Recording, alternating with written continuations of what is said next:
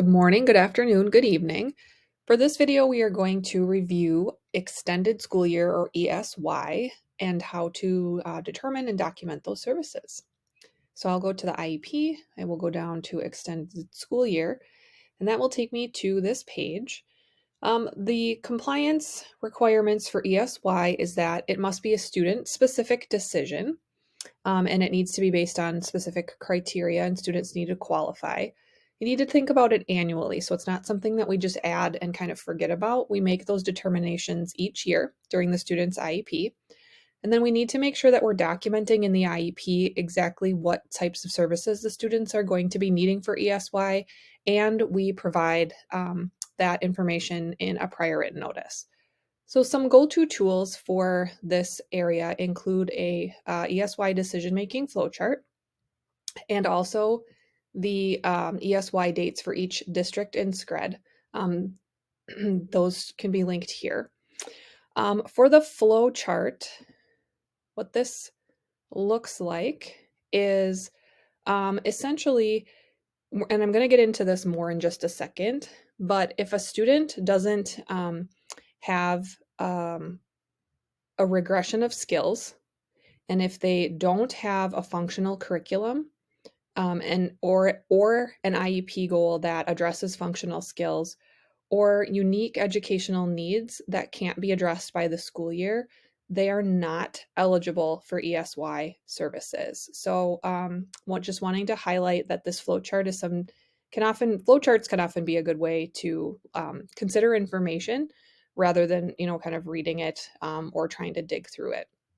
So with that, we're going to jump into the eligibility section for ESY. How exactly do you kind of determine that? How can kids be eligible? That's what this section on the site is about. So there are 3 different ways that a student can qualify for ESY. Those include regression, recoupment, self-sufficiency, and unique need. So I'm going to dig into those a little bit more specifically. So for regression and recoupment, and I think this is one of the most common qualifiers for kids for ESY, this is really when a student regresses in their skill development after the period of a break. And in order for them to get back to where they were before the break occurred, it takes them longer than the duration of the break. So that can kind of be a little bit confusing when you just hear it for the first time. So I'm going to talk through some of these visual examples here a little bit more. So using progress monitoring data is a great way to make this determination. And so if I take this if I take a look at this particular graph, this is demonstrating winter break. And what I'm seeing here across the bottom is that each one of these little chunks of data is approximately a month. And so between a month, each of these data points is about 2 weeks. So every time I see a data point, I can kind of assume that it's about 2 weeks worth of skill development. So this student was making pretty good progress toward their goal. And then we had winter break. And so these 2 colored bars here signify when winter break occurred. And then what we notice is that, whoa, we kind of dipped down to where the progress was. And then it took a while for that student to kind of build back to where they were before the break. And they're still not even quite there. And this is an exaggerated example, but it kind of pretty clearly demonstrates what this regression or recoupment could look like. Similarly, if we have maybe less of an exaggerated example, here's an example of a student. Again, each data point is representing about 2 weeks worth of progress. And so they're making some decent progress. And then we had spring break, which is approximately a week. And in this, again, they dropped kind of below where they were, and it was taking them quite a bit of time to get back to that level that they were at spring break, which was, about here. I would say average, it was probably down here. So it's taking them quite a bit of time to get back to that level. Same thing, here's an example of summer break where obviously it's a little bit longer just because of the length of summer break. But really what happens in these scenarios is that they're just really struggling to kind of get back to that level of performance that they were doing before the break in instruction occurred. With self-sufficiency, this really is related to functional skills. And so if you think of students in ALP programming, a lot of times students with complex needs, low incidence needs, this is an area where those students might qualify, either if they have a need for that or it's listed as a goal on their IEP. So that could be an area where students could qualify. And then unique need is where students just have a skill that they're trying to learn and it needs to be done in a very timely manner. And so that summer break period would really interrupt the skill that they're trying to develop. Um, or it's going to kind of like limit the student's capacity or their ability to acquire skills. So some examples of this would include a student perhaps who's potty training, where we know if you're potty training a human or an animal, it's really not good to like not have consistency in programming. And so just because it's summer in school, we wouldn't want to take a break from that activity. Another example would be students with really significant behavior needs. A lot of times in setting 4 programs, a unique need is kind of demonstrated by the student's inability to really demonstrate that positive appropriate behavior. And so we want to offer programming during the summer to address that unique need.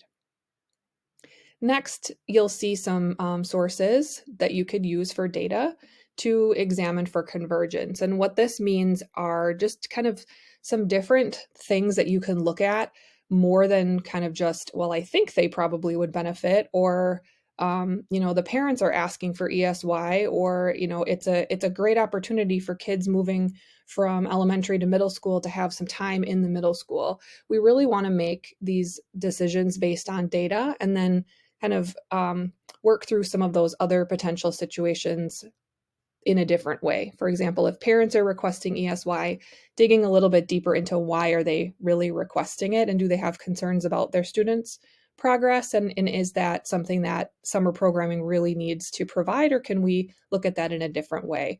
Or if we have students that are moving from one building to the next and the family is nervous about that transition and some of those things that will happen, ESY wouldn't necessarily be the way to mitigate that. We might want to take a look at providing them tours or getting them some extra time with meeting their case manager or getting acclimated to the building.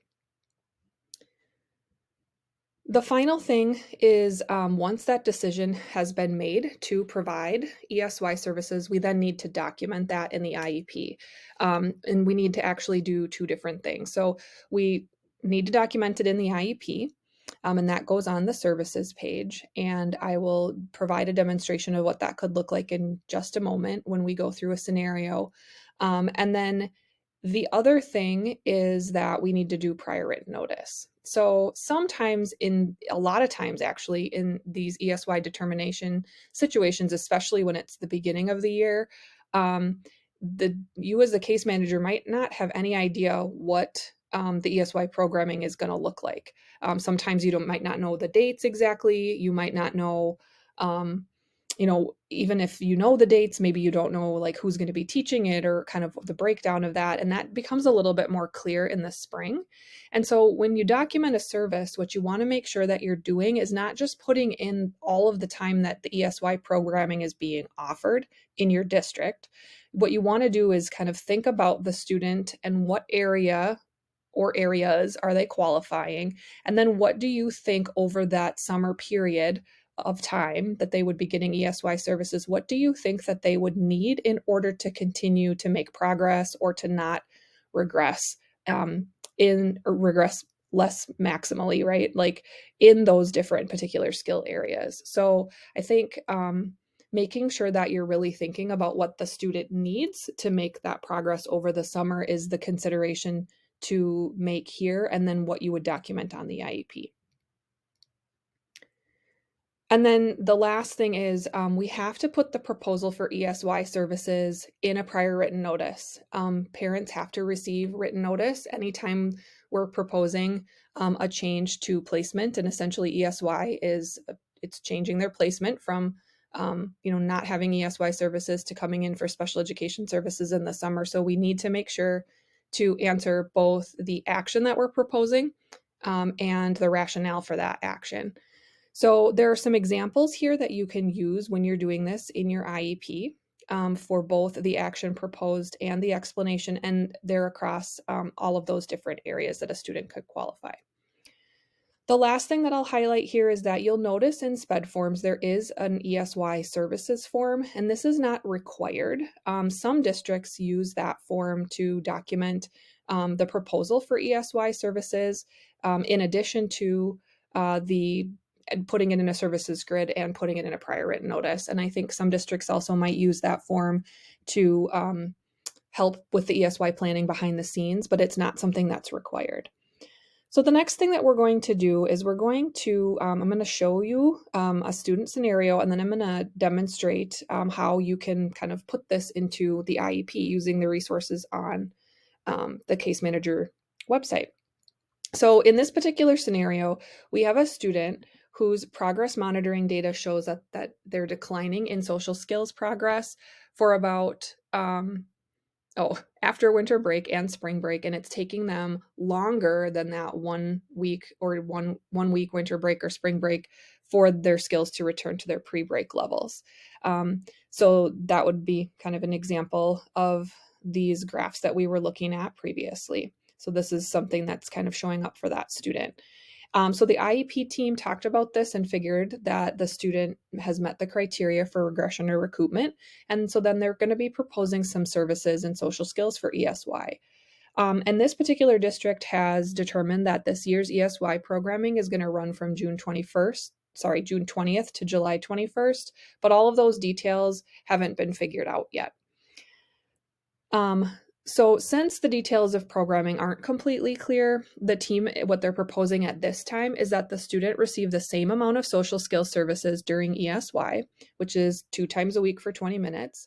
And they've explained to the family that once more details about programming are known, probably sometime in the spring, that the case manager or someone will reach out with that information. So just one last thing to highlight here is that again, this is kind of one of those situations where maybe we're doing this IEP in October and we don't know what exactly programming is going to look like. And the case manager doesn't need to know exactly what that's going to look like. What they need to be able to do is say, here's what I think your student needs in order to avoid that regression. During summer break, we're going to continue on with the same level of programming or services in that area of social skills that they currently have. So that's kind of the determination from this particular IEP team. So how do you document that in SpEd forms? So I'm going to go into my student here, and I'm going to go into his IEP, and I'm going to go to the services on page 1. And you'll notice here, these are the kind of the special education services that are kind of our traditional services grid. And then below that, we have ESY. And so for this particular student, we've determined, I'm going to delete what I have in here so that I can show you exactly what this looks like. So for this particular student, we have determined that ESY is necessary. And so I'm going to add a service. And if you have worked through the other training on documenting services on the services grid, this is going to look very similar. Another thing that I haven't talked about is sometimes you're not really sure. Maybe the student is, if you're not sure if the student is going to need ESY services or not. Maybe they're new to the district or they're making really good progress and you're not really sure if they're going to continue with that trend or not. Or you want to wait and see what their progress looks like after a break that's coming up. In that case, you can click more data needed. And what will end up happening if you do that is sometime in the spring when we start planning more specifically for ESY, you'll get a report of the students where you have this checked. And then you'll need to come and you'll need to make, the IEP team will need to make a decision about whether or not that student needs ESY services or not. If they do, then you go through this same process of proposing those services in the IEP and providing the parents a prior written notice. Most of the time, that's done through an amendment. But if they don't need any services, then you can, again, you need to communicate that to the parents and change that in the IEP. But that's kind of how this process works. Similarly, if a student doesn't need ESY services at all, then you would click no for this section and you wouldn't need to add any services at all. But obviously in this scenario, we're saying that yes, this student does. And so if I go back to my student scenario, we were going to be doing social skill services twice a week for minutes. So I would put that in here, and this would be in special education. The provider number is something that you have to include in order to finalize the IEP. And the guidance is just put yourself in as the service provider for now. So I'm going to pick myself. It won't skew the data that we have too much. And then we were going to do twice a week for no indirect minutes, but 20 direct minutes. And then we're going to do this for the specific programming that I talked about. It was approximately June 20 to July 21st. And I am going to say that I know that this programming is for about 1 month. So the anticipated duration is about 1 month. And then the start date was June 20th. And the end date was July 21st. And what I wanted to mention before was it might turn out for this particular student that this 2 times a week for 20 minutes, it's pretty unlikely that a district would provide exactly that amount of service, where we would be picking up kids for 20 minutes of service, driving them in, then after the service is over, bringing them back. And so a lot of times what happens is kids come for 2 full days of ESY, or maybe they come for 4 days of ESY or whatever the district is offering, and that's okay. They don't have to come for they don't have to just come for their minutes, but it's okay if they come and they get more kind of services or time.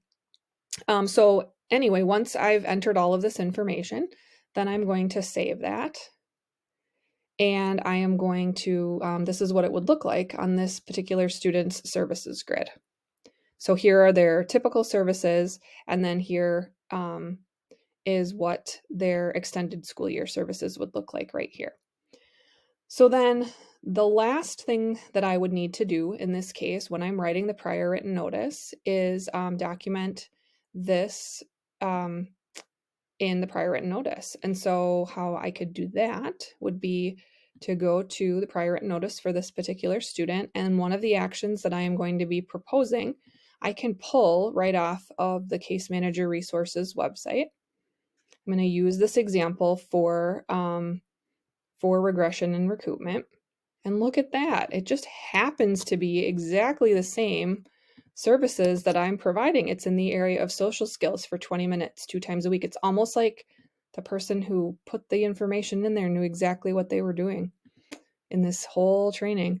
And then the rationale, this is an example statement that you can use for the rationale. So I'd copy that over and then I would paste it in here. And then obviously I would edit. So like in this case, I mean, it's exactly the same, but I would maybe change it. So maybe in the area of social skills, it's going to be, something different than that. So clearly like you would edit that. And then if this really isn't, the same thing here, like this talks about reading fluency. And so this I would need to change to social skills.